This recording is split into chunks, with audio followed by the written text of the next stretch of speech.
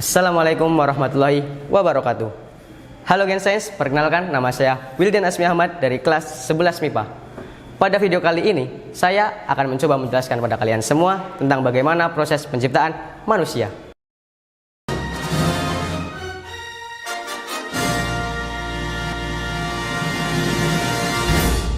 Bismillahirrahmanirrahim.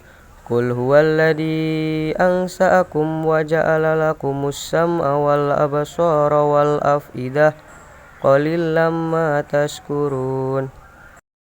Ayat tersebut menjelaskan mengenai bagaimana hakikat penciptaan manusia. Allah menciptakan dan memberikannya anugerah fisik dan hati nurani. Di dalam Al-Quran menjelaskan bahwa manusia adalah hasil ciptaan Allah Subhanahu wa Ta'ala. Di dalam Al-Quran, penciptaan manusia dibedakan menjadi dua tahapan. Tahapan pertama yaitu tahapan primordial. Tahapan ini adalah saat pertama kali manusia diciptakan dari saripati tanah dan diberikan ruh hingga bentuk yang seindah-indahnya. Hal ini dijelaskan dalam ayat berikut ini. Idza qala rabbuka lil malaikati inni khaliqum basharam min tin. Ayat tersebut menjelaskan bahwa Allah menciptakan manusia dari bahan dasar tanah yang kemudian dengan kekuasaan dan hukum-hukumnya diberi bentuk rupa dan beragam fungsi dari fisik yang ada di dalam tubuh manusia. Hal ini tentunya dilakukan Allah pada manusia pertama, yaitu Nabi Adam alaihissalam. Tahapan kedua yaitu tahapan biologi. Tahapan biologi adalah sunatullah atau hukum Allah melalui proses biologis yang terdapat dalam fisik atau tubuh manusia beserta segala perangkatnya.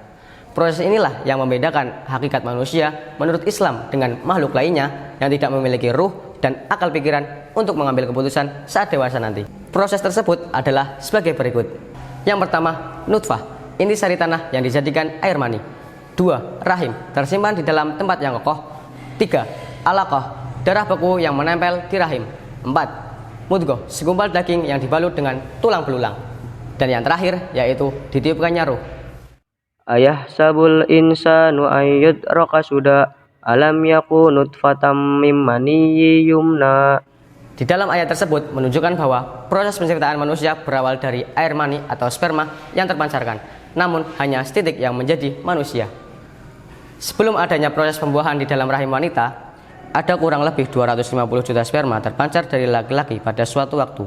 Dari 250 juta sperma yang terpancar, hanya ada satu yang bisa bertemu dengan sel telur wanita atau ibu melalui saluran reproduksi wanita. Khalaqal insana min alaq. Setelah melalui proses selama 40 hari, maka terjadilah gumpalan darah yang ada di dalam rahim ibu. Proses ini berawal dari sperma yang bertemu dengan sel telur menjadi sel tunggal yang dikenal sebagai zigot. Setelah munculnya zigot, ia akan berkembang biak dengan membelah diri menjadi gumpalan daging. Zigot melekat pada daging rahim seperti akar yang kokoh menancap di tanah. Zigot mampu mendapatkan zat penting dari tubuh sang ibu melalui proses pertumbuhannya. Saat zigot yang tumbuh ini berada di dalam tubuh ibu, maka Allah menggunakan istilah alaqah yang artinya suatu yang menempel pada suatu tempat. Summa khalaqnan nutfata alaqatan fa khalaqnal alaqata mudghatan fa khalaqnal mudghata idaman fa kasawnal idama lahman summa ansa'nahu khalqan akhar fatabarakallahu ahsanul khaliqin. Menurut para ahli embriologi, tulang dan otot terbentuk secara bersamaan. Hasil penelitian dari berbagai ilmuwan menunjukkan bahwa proses perkembangan di dalam rahim ibu sama persis yang disampaikan di dalam Al-Quran. Masya Allah. Mungkin hanya itu dulu yang dapat saya sampaikan. Kurang lebihnya saya mohon maaf. Wabillahi taufiq wal hidayah. Wassalamualaikum warahmatullahi wabarakatuh. Wahid Hasim, yes I can.